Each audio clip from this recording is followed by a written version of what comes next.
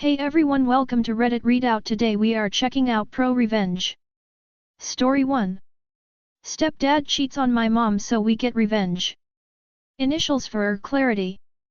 Me, 24M me my mother, 50F mom my brother, 23M bro my sister, 30F sis cheating stepdad, 45M Chris stepdad's co-worker, 25F Betty the other woman, 40F Darla. This may be a long one. Apologies in advance. I moved in with my mom after her marriage of 25 years with my bio dad was ended. He was a manipulative asshole, but that's another story. Shortly after the divorce, my mom introduced me to her boyfriend at the time, Chris. Now, my mom worked as a correctional officer at the county jail. The boyfriend was a former inmate, in for a DUI. That should have been the first red flag. But my mom was grieving a long marriage, and I didn't want to push the subject. Chris seemed to make her happy, and that was enough for me. Me, bro and sis all moved in with mom and Chris, and we seemed get along okay. Chris and I bonded a bit over our love of video games, and all seemed well. That is, until 2017. Due to Chris's prior DUI, he had to go in regularly for probationary checkups at the courthouse. One day, he didn't return, and we got a little worried. We then received a phone call from him, from Texas. Turns out, when he arrived at the courthouse that day, he was jumped by the FBI. His family from Texas was implicated on a number of gang and drug-related crimes, and due to a situation where he was in a vehicle during a drug handoff, he was on the hook as well.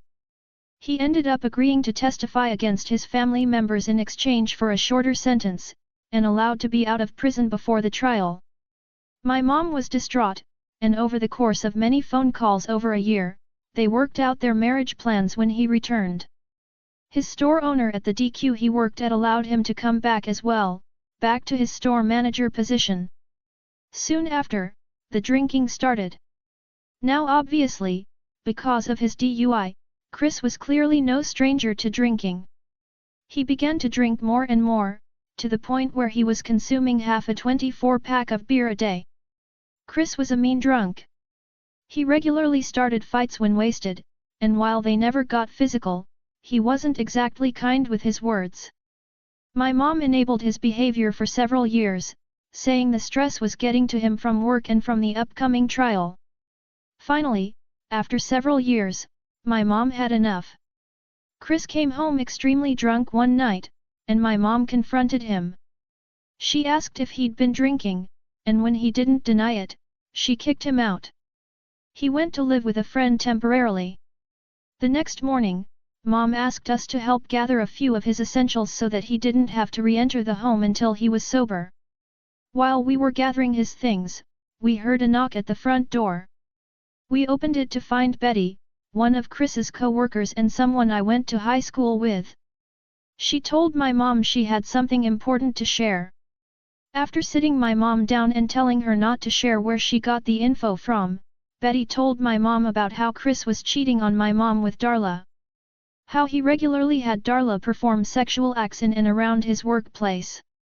How Betty had caught them, and how Chris told her that if she ever told my mom, he'd fire her. He was the store manager. And finally, how Darla was pregnant. My mom was angry. After the initial shock wore off, she told us to round up all of Chris's things, and to dump it outside. We took everything of his out of the house and tossed it all in the alley behind our house. Chris had no reason or ability to return to the house, it was rented, with only my mom on the paperwork, so no issues there. In the meantime, she called and confronted him. He confessed to the entire affair, and that he was happy Darla was pregnant because that meant he'd finally have a child of his own. Mom refused to have more kids, we three were massive strains on her body, she likely wouldn't survive anymore. He refused to apologize for any of his actions. My mom arranged for him to collect his items from the alley, with an officer present, and he left our lives. The revenge. Now, my mom clearly wanted to dust her hands of him and move on. She was already quite emotional from the whole ordeal, and wanted nothing more from him. But sis, bro, and I had other ideas. First, we called his workplace.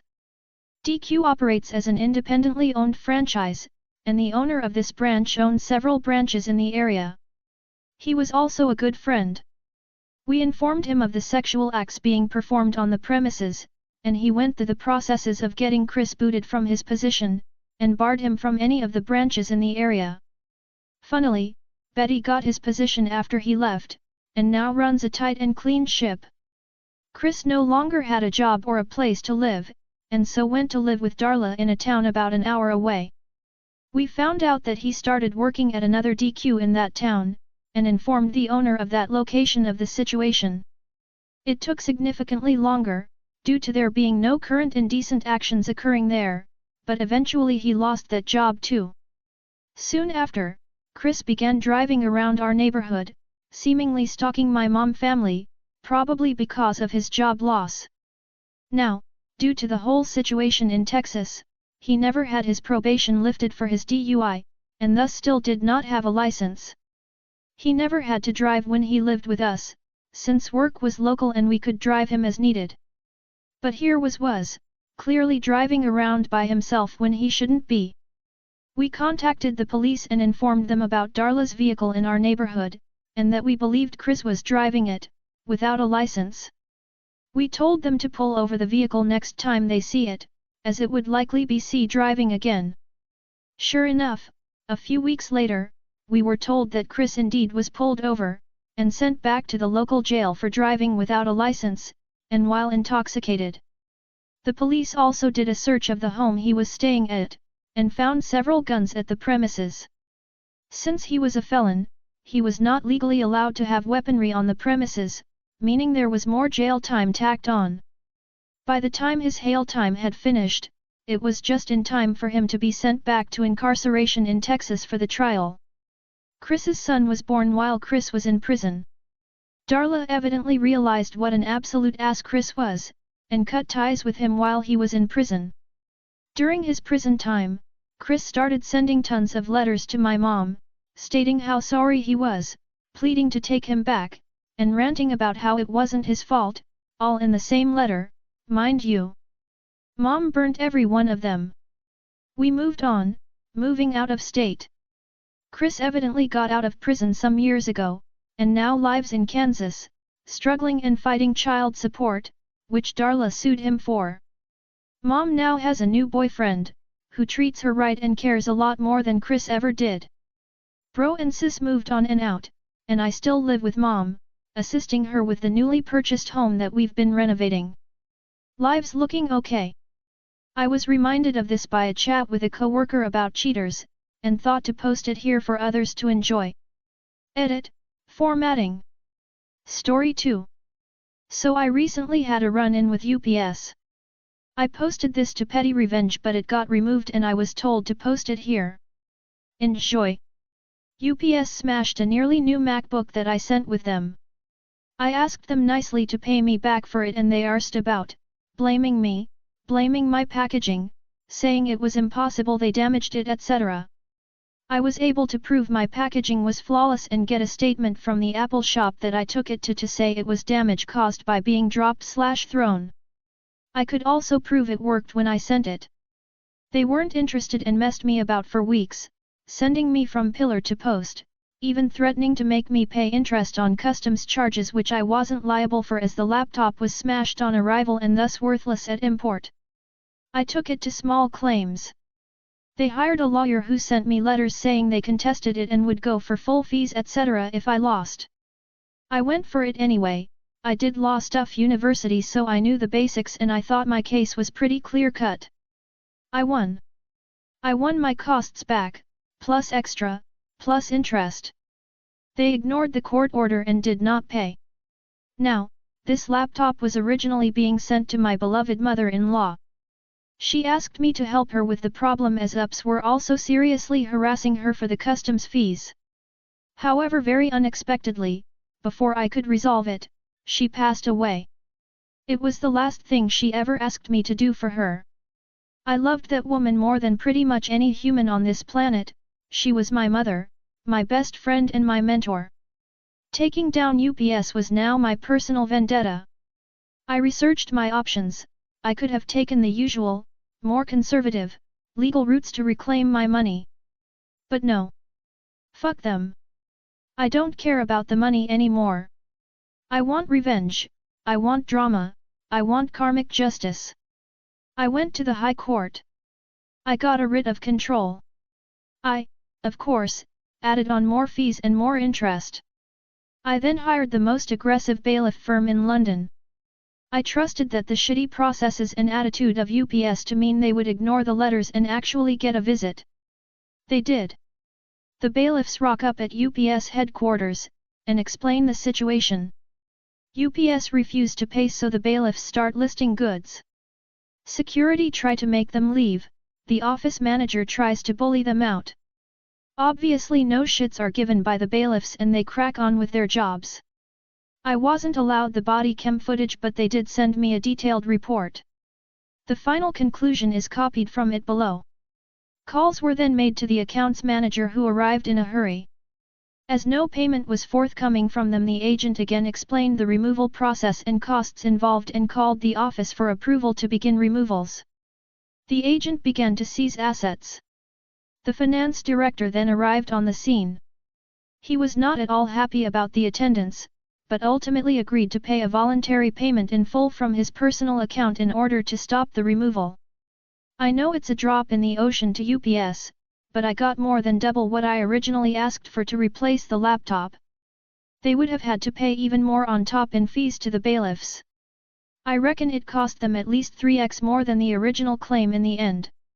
But mostly I just enjoy the mental image of the flustered finance director and his impotent rage, having to pay his own money to stop the heavies taking desktop computers and fancy pot plants and things out of their swanky head office lobby. Edit, this blew up. Thanks for all the awards, I can't keep up with them, but don't spend real money on me. I have no idea what it does. Story 3. NACL NACL NACL NACL Hey hey hey, goodbye a Sparky's Tale. This is a bit of a read, hey. The title will make sense at some stage, I promise. I'll explain some stuff as we go, but as always, there's a glossary at the end. Some years ago I was working FIFO, fly in, fly out, at a mine. Leave the smallish town I was living in at the time, fly to the mine for 2 weeks, fly back home for 1 week. Rinse, repeat. As a dual trade Sparky/Instro, it was big hours and loads of beer tickets. Sparky/Instro, electrician/instrumentation electrician. With all the fat stacks of bills I was being paid, I decided to buy a fixer-upper house that I could work on during my weeks off, with a view to selling at some stage. My construction industry mates would help, on occasion, for beer and barbecue. This is the way. The house was an old wooden single-story, 4-bed, 1.5 bath affair, on a half-acre, 2000 SQM/21780 SQF, with a big shed. Seriously, the shed was a big 4-bay job with power and water. And a John Deere ride-on mower for all the green shit. It had come up at an estate sale, the previous owners having been there for over 25 years. It needed the usual paint and mending, a fair bit of modernization, a bit of renovation, but was overall a solid house in an established neighborhood. All the blocks around there were half-acre. The first day I was moving in, I hadn't been there for an hour, and had one of the neighbors visiting. There are 2 types of neighbors who come over within an hour. The "here is a casserole, welcome to the neighborhood" type, and the "Bill and Jenny" type. Bill and Jenny, antagonists. Bill was a retired barrister, Jenny a retired surgeon.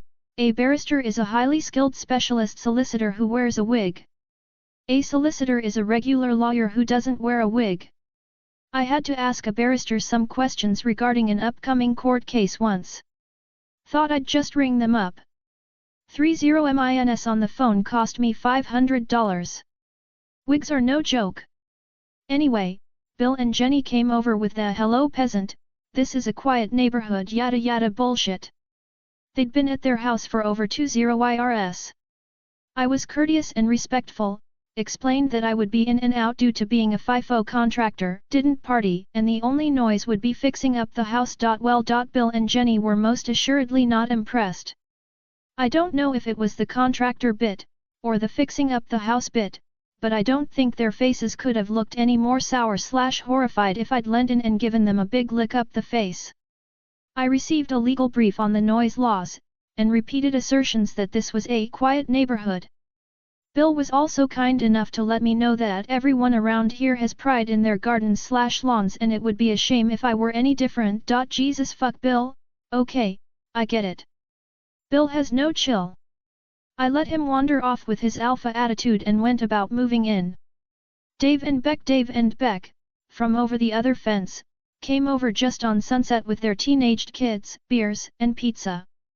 Dave was a high school principal and Beck was a nurse. They asked how it went with Bill and Jenny and we had a good laugh. Dave told me how Bill comes over and gives unsolicited gardening advice. Dave, Beck, and their kids were tops. All through the first day I'd seen Bill pottering around in his garden. Garden isn't the right word though. Apart from the house, their half-acre was like the local botanical gardens. Gazebo, pool, pond, and all. Dave told me how Bill bragged about his rare trees and flowers and shit. Can you tell I love gardening? Honestly, grass is just something you pull up to pave or concrete over. After the first week, I'd moved in and had begun the plans for the work I wanted to do. With the title to the house had come a copy of the previous owner's application to build a deck off the rear and side of the house. Nice big deck. I stepped out the plans, decided that this big beautiful deck would do nicely, and had my people begin looking into whether the plans were still valid/needed updating. I'd also serviced the mower, in my big shed, and done the lawn, to the not-so-surreptitious scrutiny of Bill. Then it was off to the mine for 2 weeks. Each week off I'd catch up on sleep and work a bit. This went on for a few months until I got my first proper quarterly utility bill, power/water/etc. Now I could continue a habit I'd started years earlier. Just like everyone else does, when I'd moved in I recorded the power and water meter readings in my utilities diary. It's a good tool to monitor power/water usage. Comes in handy if you suspect a leak or power issues. Everyone has one, right? Now that I'd had a bill I could keep records. The issue unfolds. Month 5 I decided to replace the electrical switchboards in the house and big shed, fuse box/breaker panel/load center/distribution board/ I don't know where you live and what you call it there. To do this, I killed the power at the front main switch at the meter box. This means my whole block would have no power. While changing out the switchboards, I'd also do a full test of the electrical cabling, outlets, etc. This testing was done, by law, prior to sale, but not by me. So of course I had to check it. 2 things were weird during this time. The cable over to the shed tested not as expected.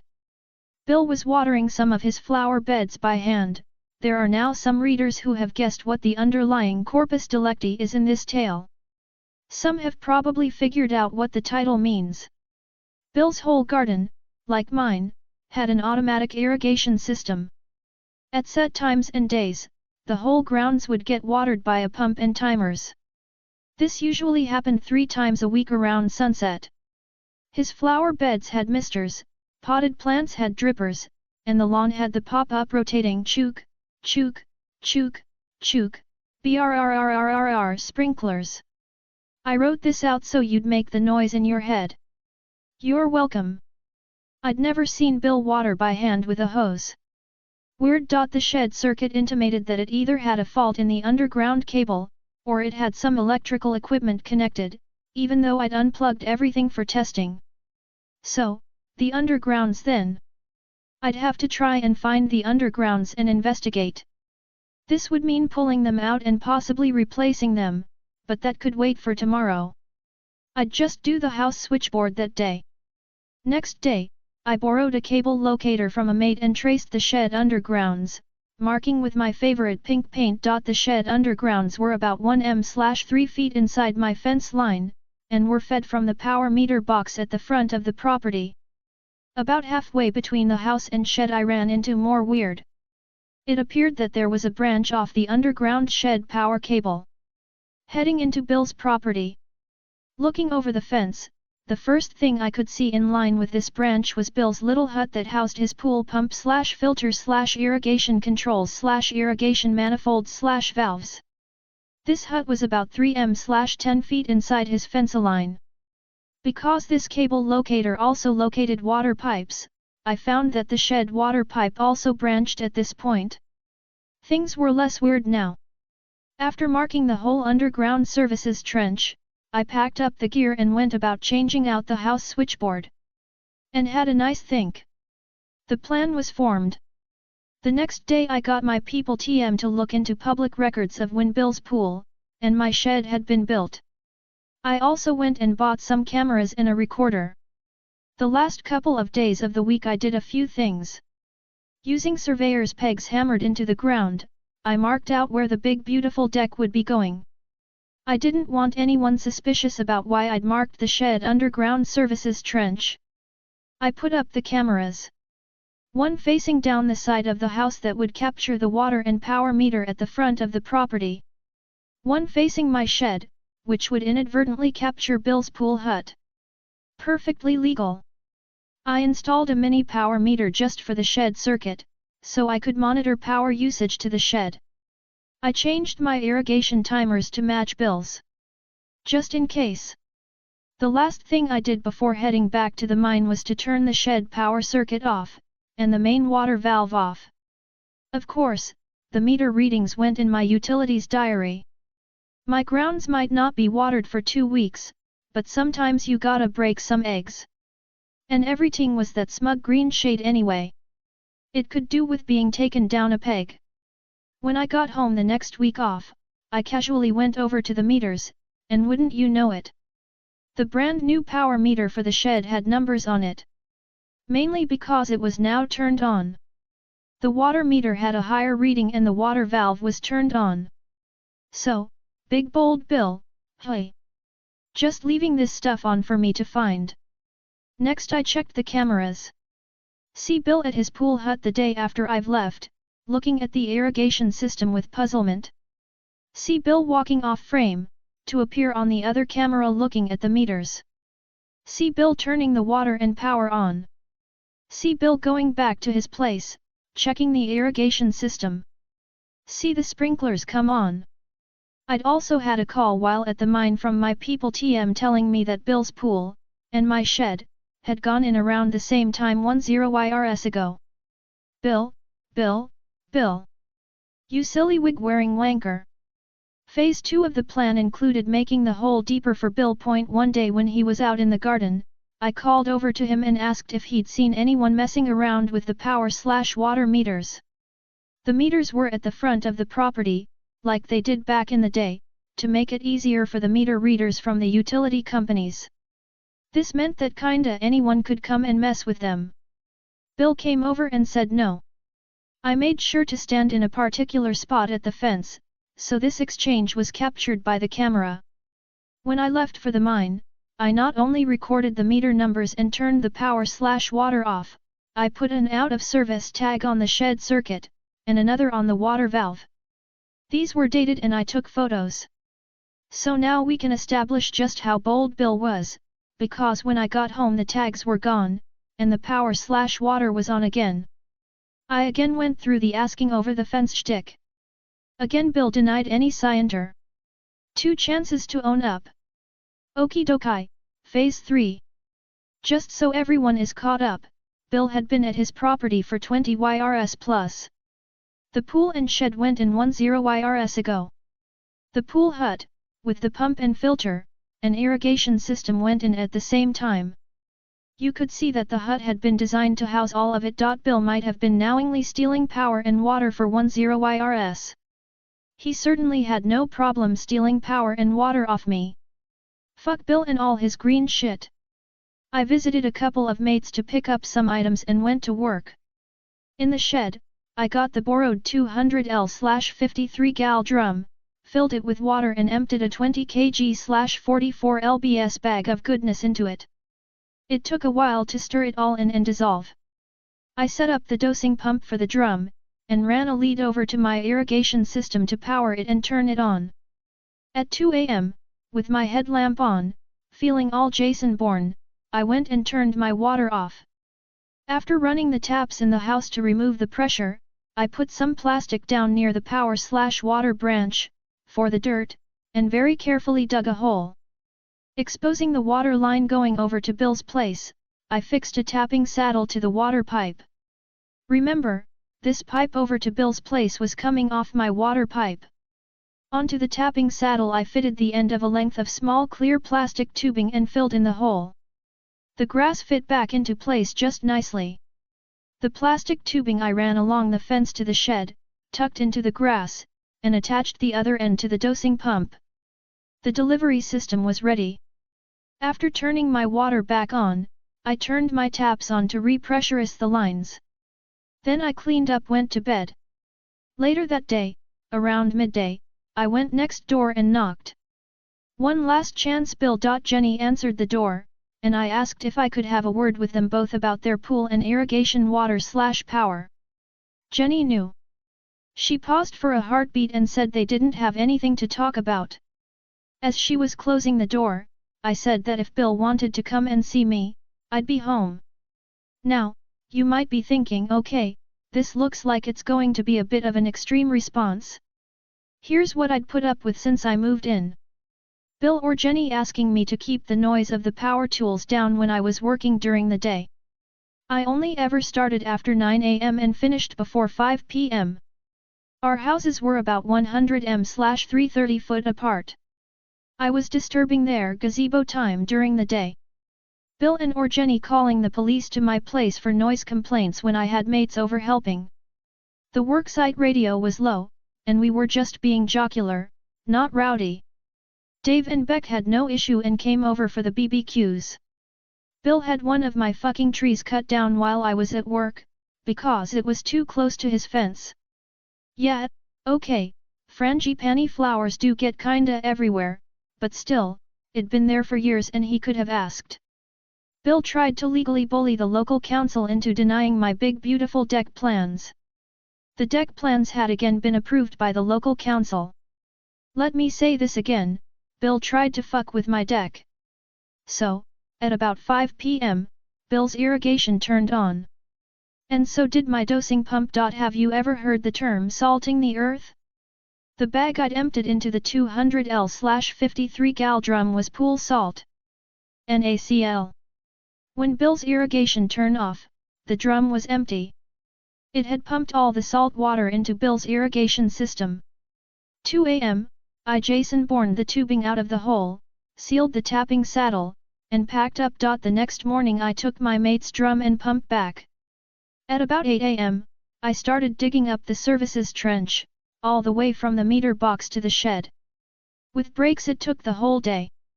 When I got to the branch that led into Bill and Jenny's place, I called them over to look at it. They denied any knowledge. I told them, that's okay, I was going to replace the cable and conduit to the shed anyway, so I'd just cut the stuff going to their place. I ended up jumping the fence and digging so I could rip the pipe and cable out of the ground on their side. A plumber mate came and helped fix my water pipe. Fallout. Bill's garden. When I was digging my trench the next morning, I could see it all, everything, wilting. If he'd gotten a heap of water on it right away the night before. Who knows? Some of his rare trees may have survived. But by 8 a.m. the salt had been doing its job for 13hours. When he saw what was happening, and figured out the cause, he connected his hose to the irrigation system and started watering. Everything turned yellow/brown. It took him months to get the plants that lived back to being healthy. He told the local horticultural society, of which he was the president, that the pool water had somehow gotten into the irrigation.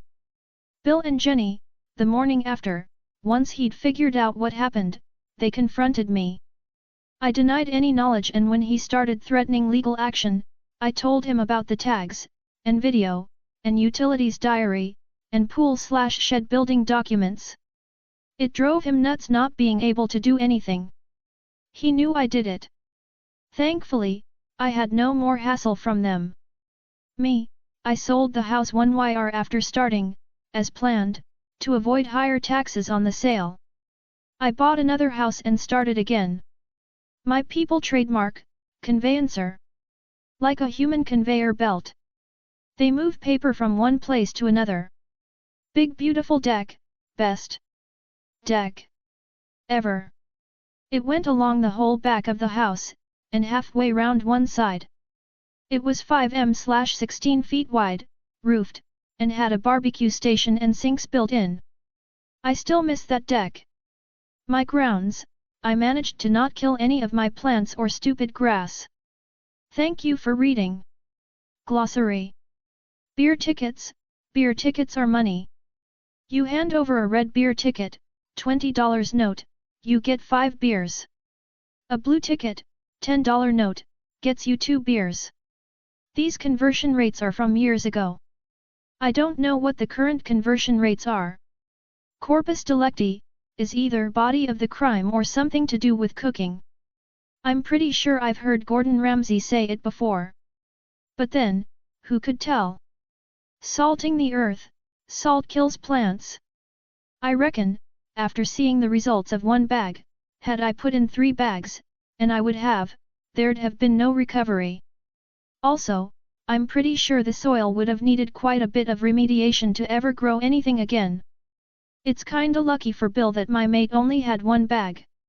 I was in a bit of a mood that day. I had hoped for ground zero.